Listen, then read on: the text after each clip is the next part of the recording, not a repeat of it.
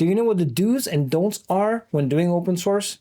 I invited Enri, a very vocal advocate for open source in the industry. Enri just published an entire manifesto describing what the best practices are and decrying the worst practices that some people and some companies are using out there. We'll also look at how these best practices apply to IoT and how open source can help do IoT right. And if you like this episode and the other one, don't forget to subscribe. That's going to help us, as well as hit the little bell here to be notified when a new episode is published.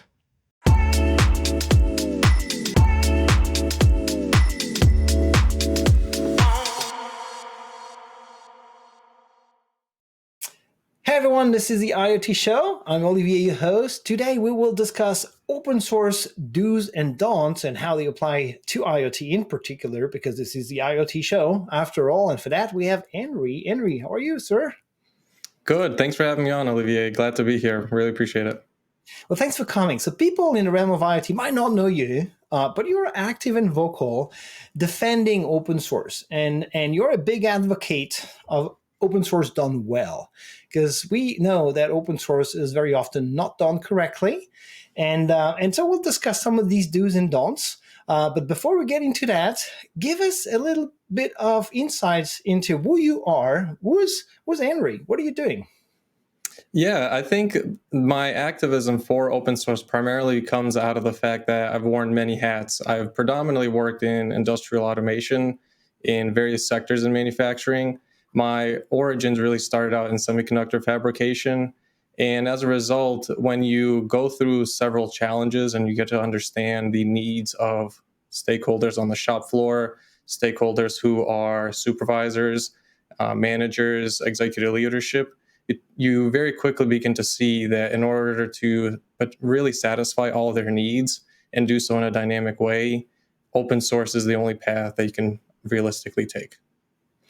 So despite your background, like right now, today, we're talking, on our own behalf, right? We're not sponsored. The recording here might be edited, but by us too, because we didn't like a word we used or we burped into a sentence or something like that.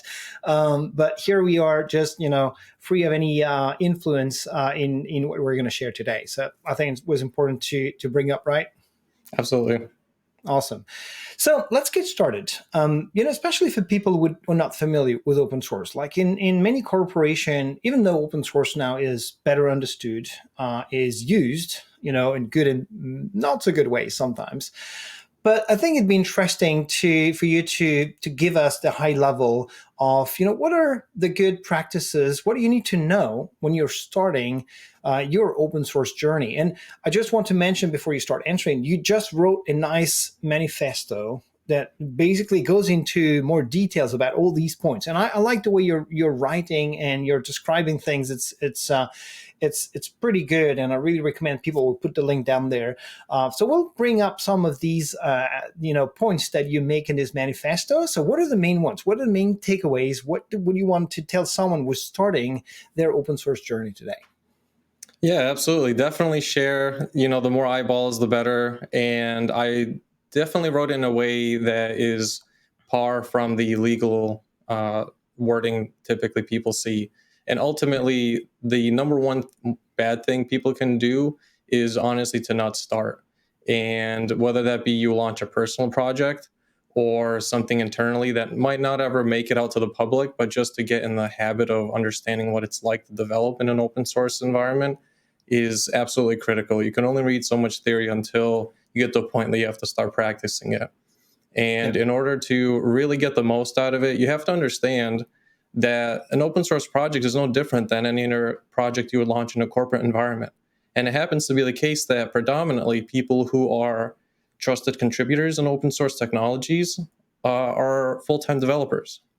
So they understand what it's like to professionally operate in such an environment with social etiquette, and they understand what it's like to have to engage various stakeholders, obtain a backlog of priorities, and piece together things that they will develop now with the understanding that it can be revisited at a later time. The ideas of minimal viable product that some people might be used to hearing as technical jargon really just means something that satisfies current needs, and we will think about what it means to scale and extend at a later point in time. These are no different in how open source projects ultimately operate. And just as stakeholder engagement is critical for corporate projects, so too is in the open source realm. You have to engage your stakeholders, you have to listen to their feedback, and you have to actively solicit it. Otherwise, your community and your project will see failure. That makes sense. So basically, set up rules when you start a project, right? Rules that, as you were saying, is are no different than the rules you would set up in a enterprise/corporate environment. Then follow these rules, right? If you're joining a project and you want to contribute, follow these rules. And you touched on the engagement, the collaboration, right? So tell me more about the importance of having a social engagement with the users and the contributors to your projects. How important is that? And what are the main guidelines, I would say, here? The fascinating thing about our discussion today that I really hope people get out of it is you will not see us dive into how one technology is going to make you more successful if you use it in your open source project. It is actually far more critical that your social etiquette and your social dynamics are in check than it is to engage in purely development hours. And if you look at every other peer-reviewed study, every other example in the corporate realm, in small businesses, and even in other social settings like mentorship, you will find predominantly it is the way you engage with people, how effective your communication is, that really leads to a successful outcome. And it is no different in open source environments. And in fact, the need to do that is far higher and greater in open source than it is in a corporate setting, because you really have to satisfy stakeholders, whereas in corporate environments, satisfying shareholders can get you out of situations that, although stakeholders might not be satisfied, it meets a different priority and need of shareholders, and therefore features and functionality can be, forgotten or put by the wayside.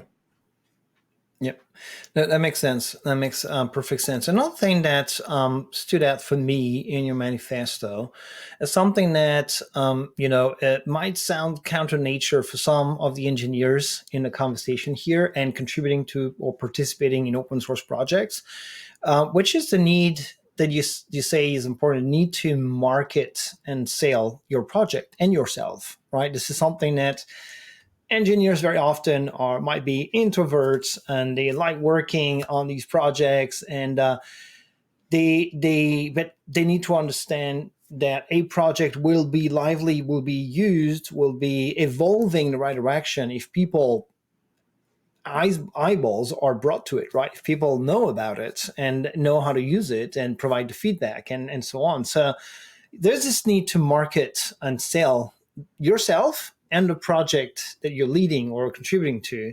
Tell me more about that. Whether engineers like it or not, they are ultimately salespeople. And the success on not only their personal career, but overall the initiatives they're working on absolutely live and die by how well they're able to sell and market to people. And it is really no different than trying to think of it as starting your own business. If you can honestly go through an open source project, I think you are absolutely more than capable of starting your own business. And it is honestly a really good precursor for many who wish to either transition out of corporate environments, will start an open source project and actually create a fully fledged business out of it. Others who might not wish to transition immediately into corporate environments will actually take time to invest in open source projects, use that as a portfolio, and potentially spin off businesses either through selling, acquisitions, and so forth. And so the idea of engaging in open source by selling not only yourself, but the project means that you are educating people on what it is that you're trying to solve as a problem, why your particular way is going to be potentially better than other solutions, or filling a need that might otherwise not being met by other solutions.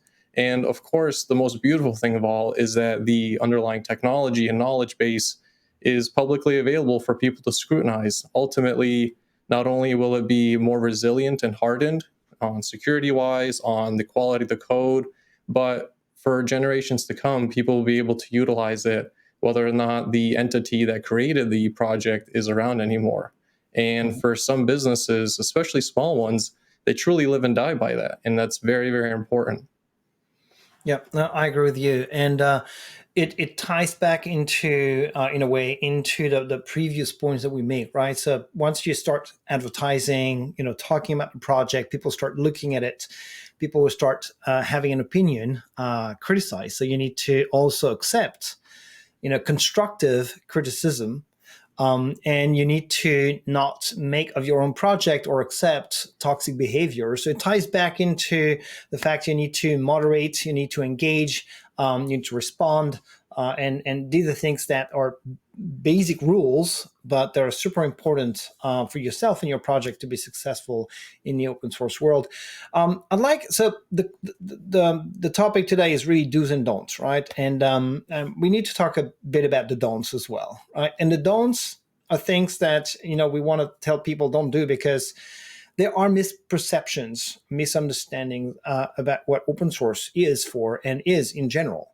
And we're seeing individuals, corporations, whether with good intentions or sometimes with intentions not so good because their focus is on, the not the stakeholders that you were saying, but stockholders, I would say, and so it leads to bad behavior or bad practices. But sometimes it's also people trying to do the right thing, and they misunderstand or they have misperceptions about open source. And what do you think are the main misperceptions? And the one in particular that I usually bring up, and I want to have your opinion on that one, is the fact that too often open source is perceived as a way to throw code over the fence because the community will pick it up and will take over because I don't have resources to continue, or but I think this code is useful to someone, so boom, let me just throw that over the fence. What's your take on that one? Do you have examples of this kind of practices, and can we actually discuss that a little? Yeah, absolutely. Again, the difference is success of open source of all kinds, regardless of what the project is, exclusively relies on satisfying stakeholder needs. Whereas in more private or corporate environments, you can get away with projects that do not actually satisfy a need, but they satisfy shareholder needs. And you cannot get away with that. And I've seen countless examples of this. One of the things that you will very quickly find is if you take a look at big examples like the recent acquisition with IBM and HashiCorp, this is a prime example of an entire ecosystem that people fundamentally relied upon.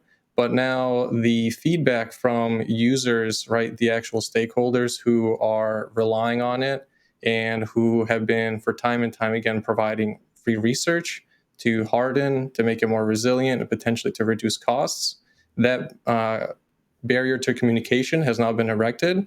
And it's very clear that not having a clear set of values and intended mission scope for what it is that you're trying to achieve with your open source project can potentially lead you down to some of these not so nice paths. It's very important to, again, take a holistic view on the people behind the scenes. So we're talking more abstract things in here. Again, harping on the fact that it's not so much about the underlying technology as much as it is these seemingly ethereal but are actually very tangible facets like values, like mission statement and scope of what exactly it is that you're trying to achieve.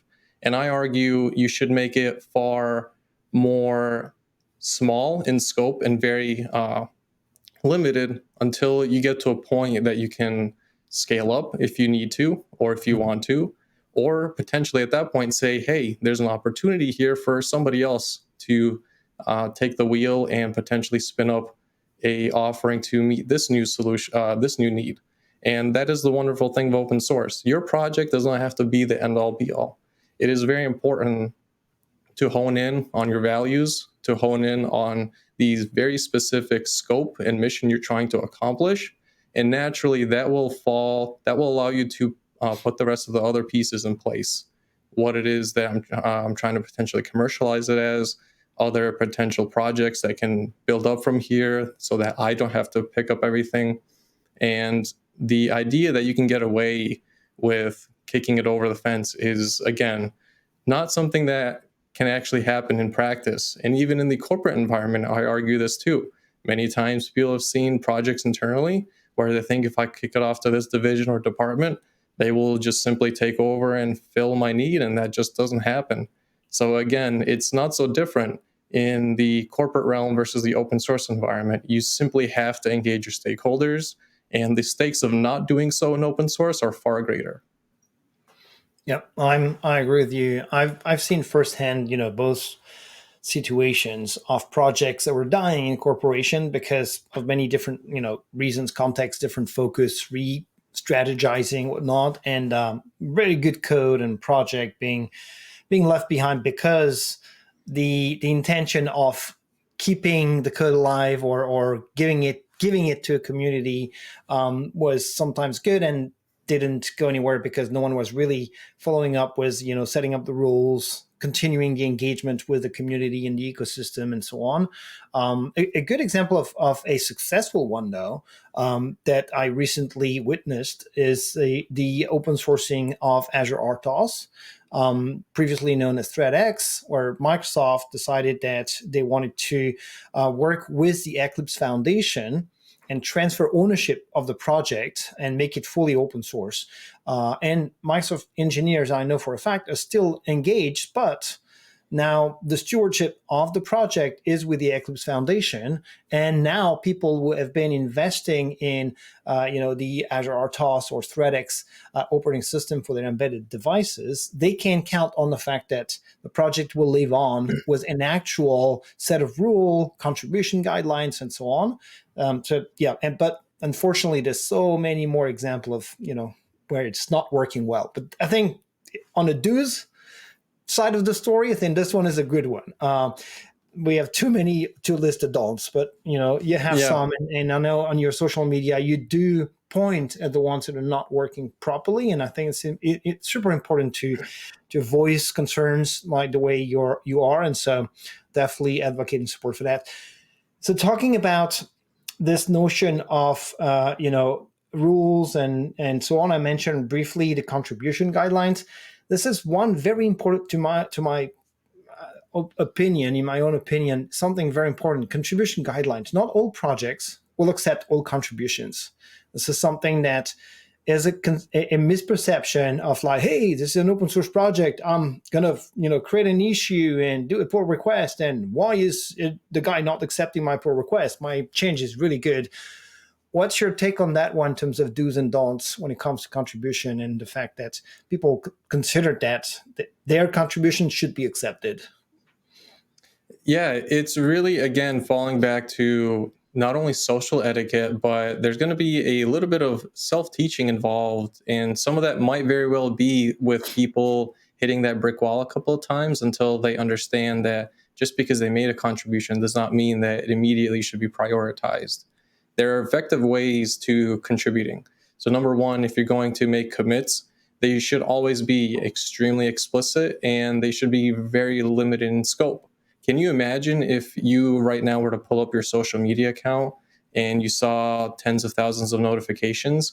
You would immediately be overwhelmed. There's just no possible way for you to prioritize and sift which ones are actually important, of value, and who put in the time and effort or not. And what you'll find is many trusted contributors, the way they actually filter out these commits is by first and foremost seeing which ones are the shortest, and of those, which ones have actually made it very effectively clear on what they're trying to commit. I would do the same exact thing, and I have done so in the past. Why? Because we simply cannot take in all of this data all at once.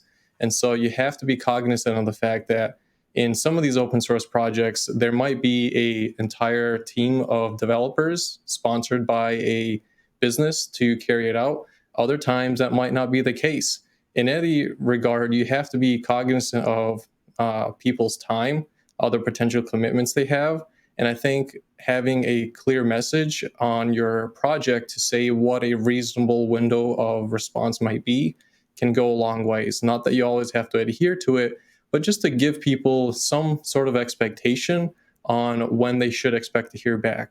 Typically 1 to 2 weeks to at least acknowledge the receipt of a commit or some other feedback, I think is very, very good. And whether or not you act on it, again, is a different story, but you'd be surprised by how willing people are to wait if they are just met with some message that, hey, we see you, we acknowledge your receipt, it is in progress, we appreciate you, and by the way, here's a backlog that we have posted of everybody's other feedback. Now, I mentioned in the manifesto, you only really need about 5 tabs in whichever project management platform of your choosing, just to give people a real transparent overview into what you're currently doing. Work in progress is one of those, a backlog, and a user feedback, just to actively solicit communication from stakeholders. And again, you will be more than surprised to see just how willing people are to wait. And the time that they spend on waiting, they can actually see other people's feedback, and that will spark conversation with the community for what next steps that they believe potentially might be a better use of time to reprioritize and actually lead to a better project in the end. Yeah, I like the word etiquette. It's not just because it's French, but because it's the right it's the right word. I agree with you, and it works both direction. The stewards of the project, the contributors to the project. On one side, you need to be clear on the rules and respectful of the contribution. On the other one, you be respectful of the rules and of the time of the stewards of the project. So etiquette definitely is a good word here. One last of these common misperception that I think is a big one, and then we'll talk about specifics for IoT. That's once again the IoT show, so we need to get there. So here is one statement I want you to react to that. All open source licenses are the same. I wish, and they're not. They're definitely not. And I argue that people really should spend less time on trying to figure out the license, and instead they would be better put to use if they reviewed any outstanding obligations they might have. I wish I could say sit here and tell you that everything is all rainbow and sunshine, but people do have business obligations and various other commitments they simply have to abide by. So take it for your own particular set of circumstances and go from there. And naturally, you might find yourself fitting several different licensing criteria. And it's up to you to make the best decision on potentially splitting up parts of the project, potentially not open sourcing it. That ultimately falls on the trusted contributors of what it means to be a good steward of the project. Nice. That's a good short one. So let's jump to the IoT topic itself, right? Your background, as you were mentioning at the beginning, is in industrial automation domains where IoT is big and heavy and present, right? Everything we discussed so far applies to any kind of open source project and open source code and so on. Are there things that you would say are very specific to the world of IoT? And when it comes to open source, what are the few things that you would say, hey, are new or different? You need to pay more attention to, or whatnot, in an IoT project. I think the perception of risk is far greater than what it actually is, and predominantly because the endpoints we're dealing with are not software endpoints or simple workstations that can be hot swapped in a moment's notice. We're talking about physical machinery that potentially has the capability to put a lot of lives at risk. And so naturally, you should expect more resistance than in a purist software development environment. And there are ways to managing that.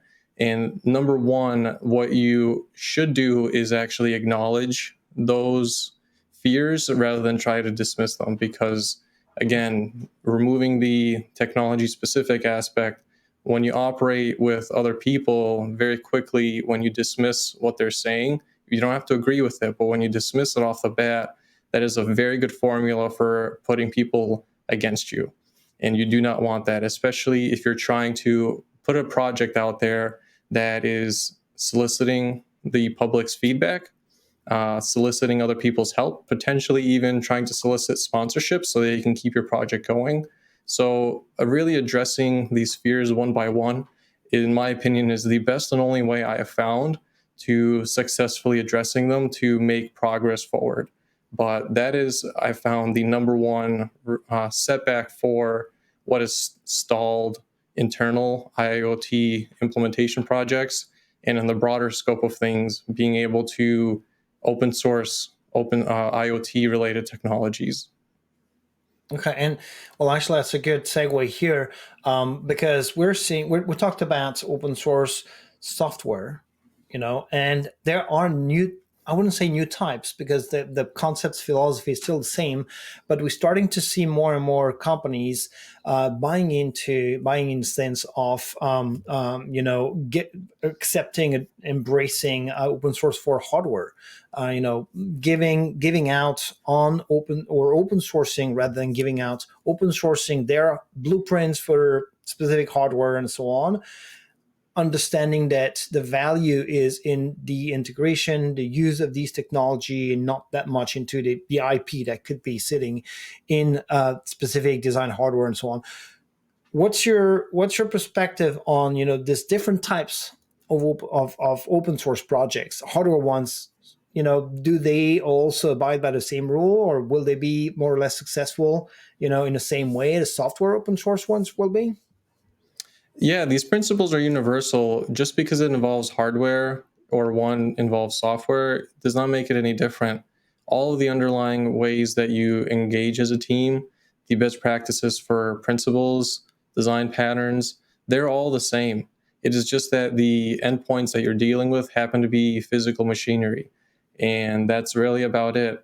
And the beautiful thing of it is, especially addressing the risk factor when you're talking about open source projects, we have countless peer-reviewed scientific studies that show that these projects ultimately are far more resilient, far more secure than if you were to take them closed source. Why?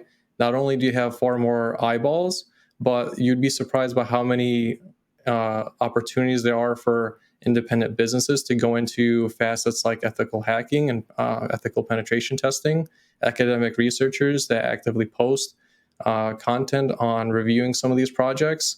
And there's even been frameworks developed to essentially scan open source projects for vulnerabilities. Mm-hmm. And then they publish commits to those open source projects on what they should be doing. You will never get that in a closed source environment. And I think especially talking about the physical risk factors involved in industrial automation, I want a more safe and secure environment. So why would I ever exclude open source? It just makes sense. If you want a secure environment, if you want to really safeguard the well-being and safety of your people, you go open source. Yep. I'm with you on that one, 200%.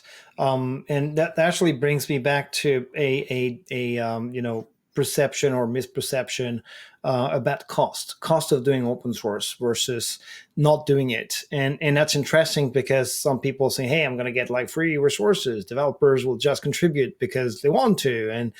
And then you realize that, hey, wait a second, actually doing a project in the open will force me in a good way to be more cautious, do more testing, clean up my code, do penetration testing, or getting feedback that my code is not safe and that my application will be at risk. And so it's something that will very often incur additional costs for good reasons, for a very good outcome, which is more robust code, more safe code, and secure code. And so I definitely agree with you that this is one of the benefits that people need to consider and account for when they decide to do closed source versus open source. It's not all black and white. It's not all not open source is not the answer to everything, but it gives a lot of things to think about or to consider when you're on a project. So we discussed it, Lance. I want to bring it back to the things that I really got from your manifesto, the discussion today. It's important for open source projects to be successful and useful to the broader community and ecosystem, to have an ethic and to follow rules and to also put people up front. Something that I have a vibe from you and your manifesto and so on. People is what's important here. The relationship with them, the honesty, the bidirectionality, transparency, and so on. Collaboration, communication. Would you say that's correct? My perception is good here. Yes, and I think the one thing I'd like to add is I am by no means a individual who has their head in the sky. I understand there are very harsh and real factors in business and in life, and open source is not perfect. Simply what I argue is that open source gives absolute transparency so that inevitably when bad actors or poor quality of work or a disregard of community is enacted, we all, for ourselves, can audit, see the ramifications and outcomes of such act. We do not get that choice when it comes to closed source. And again, specifically in IoT, we are talking about people's lives at risk.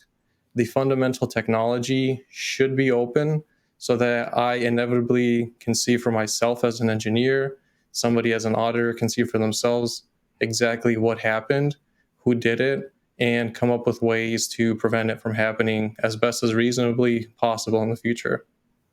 Awesome. Henry, I would like for you to close. You opened with that, but I would like for you to close with that as well.